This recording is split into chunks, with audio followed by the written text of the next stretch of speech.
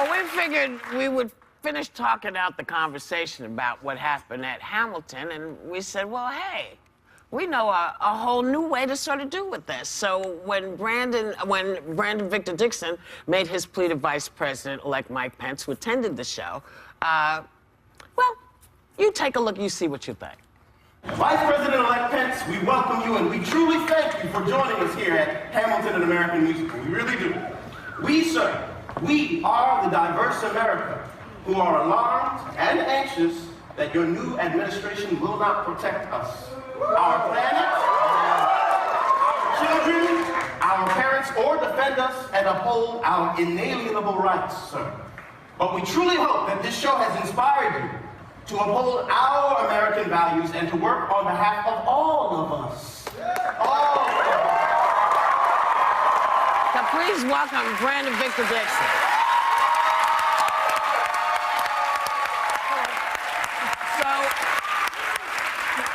It's Friday night, you're getting in the wardrobe, somebody comes and says, Vice President's coming to see the show. Elect. Yes. Yeah. Yes.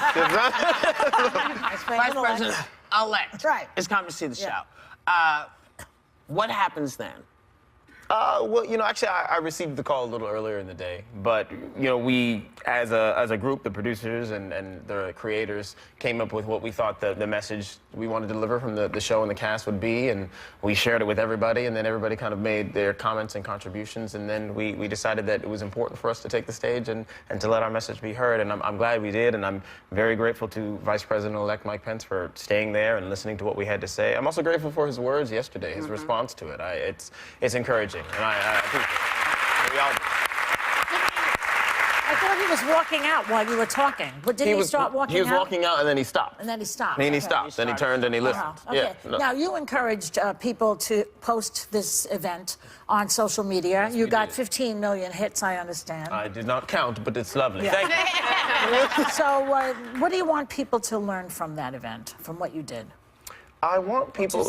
The thing that's been most resonant for me is recognizing that there's clearly people out there feeling need to know that they are not alone in their desire to have their voices heard, in their desire to be recognized for who they are, their feelings, the people they love, their loved ones, and you know, because of the divisive nature of our whole election cycle, we've come on the other side of the election now, and people really feel, a lot of people are feeling threatened or disenfranchised. They're very anxious because it's a transitional time, and transitional times are inherently, unexpected. You know, there are uncertainties. And so what we really wanted to do, we felt we had an opportunity.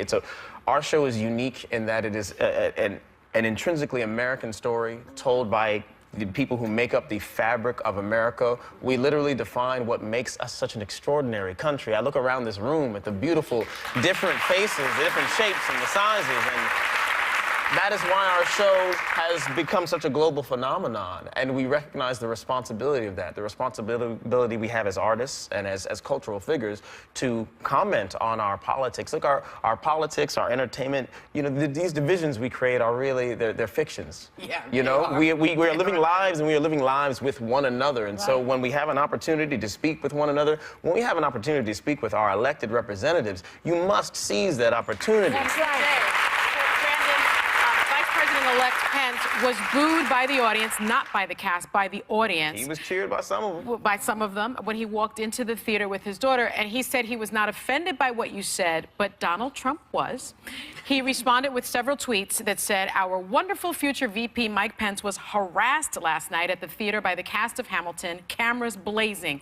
This should not happen. Then he tweeted, the cast and producers of Hamilton, which I hear is highly overrated, should immediately apologize to Mike Pence for their terrible behavior. What is he, a theater critic now? Well, you know, he also said, How many hats does he have to wear? Was he harassed? Was he harassed? Oh, he was certainly not harassed, and I think he spoke to that yesterday. The Vice President-elect, he said he wasn't harassed, and he didn't feel like he was. And in fact, I think he said that he whispered to his family members when the booing and the cheering was going on. He said, "This is what freedom sounds like," and he's absolutely correct. We don't have to agree. We don't have to agree, and we have the ability to express our feelings, but we all have to live together. That's the point. We all have to live together. And you know, Donald, he did say one thing that I did read, and after watching the video, you know, he's right. I should have memorized that thing. He's right. He's right. I was looking at it and I was looking down too often. I got to fix that. We are back with Brandon Victor Dixon. Brandon, I have to ask, there are a lot of people, and I happen to be in this group, that don't disagree with what you said. Yeah, I actually really appreciated the statement. I have some issues of my own with Mike Pence's policies, so I appreciate freedom of speech, but I didn't feel, and many agree, that that was the place to do it. And the reason is when you walk into the theater, a lot of us want to leave politics behind and all be united in our appreciation of you and your talent. That's a moment for us all to be together. What's your response to people who say that wasn't the time or the place? If people are coming to see Hamilton to leave their politics behind, you came to the wrong show.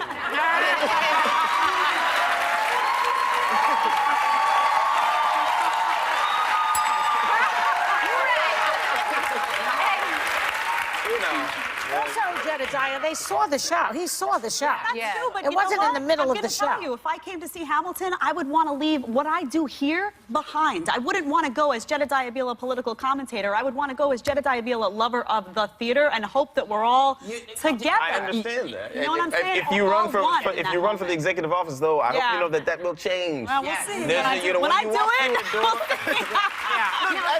our politicians, they campaign for the opportunity to hear from us. Now, yes, if we had stopped our show, if we had, but you know, we felt that there was a way for us to do it that would be respectful. Now, obviously, you make a decision and you step forward, and I think the way it was received and the way everybody responded, the way he responded, is a testament to the fact that it was an appropriate time and place. And I think it's also important to understand, like what we mentioned earlier, at the end of the show, we step out and we talk about the issues that are important to us. Now, that usually takes the form of raising money for a particular organization or charity, but it's raising money for organizations that represent the diverse group of Americans that we love and support. And when you have a platform like Hamilton, and when you know how much people are drawn to it, and Hamilton has been very active in getting people registered to vote and getting them out there. And when you see the high levels of emotion that this election has created, if you have an opportunity to reach out and to just say, we are loved, we can be loved, we can share love, I think it's important to do it. I think that it was, again, I'm really grateful that he didn't have to remain to listen to the message, but Vice President-elect Pence, he did stay. Yeah, he did. And I'm Why is Trump so mad? And he responded the next day, very classy, saying, I heard you, Why I'm do you not think insulted. Trump is so angry, though? He's ticked off about this. I mean, show and couldn't get tickets. Right. Well, what about Trump? What do you say to that? I don't know that we have enough time to try and delve into the psychology of President-elect Trump. I don't know him. I don't know why he looked at it the way that he looked at it. And I can't speak for him, but we would love for him to come see the show. Yeah. And we would love to speak to him about it. You have an amazing platform with what you're doing. President Obama has said to all of us that we should give the new administration a chance, but there are so many people that are still angry. What advice would you give those people as to how to handle that, how their voices can be heard?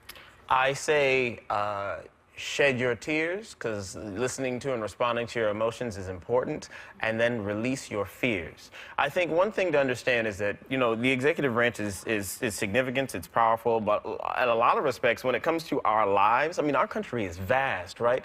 Washington is very far away from a lot of us, and social justice and social equality happens on the ground. It happens with the people next to you in your communities. Yes. And so really spend your time getting out and reaching out to the people who are around you, and then spreading that. You know, I think that is what is the most important, because if I can, proximity is how we learn from one another. That is how we grow. And you know, you can have a feeling or an opinion on somebody or something that is based largely on skewed sound bites. Yeah. But when you look into the eyes of another person, of another living being, the resonance of your soul inside of another is undeniable. And that is what we have to do. And that is why we had to say something. We had to stand up and we had to look at him, because I wholly believe that he will take our show, he will take the group of individuals that gave him that message, and as he moves forward and as he encounters policies and as he has to make decisions for all of us in America, he will remember us. Right. He will not throw away our shot. And I'm not going to throw away your shot either. So, whatever you do, if you get the opportunity, go see Hamilton. It's fantastic. And also, we want to reiterate, the cast did not boo Mike Pence. Not at all. No. They were not rude to Mike Pence. Not at And all. it was done and handled in the best way possible. And if you don't believe me, check and see what Mike Pence said. not so much what his boss said, but what Mike Pence said, because that is what counts, because Mike Pence was there. You can see Brandon in Hamilton at the Richard Rodgers Theater here in New York. We encourage you to do so.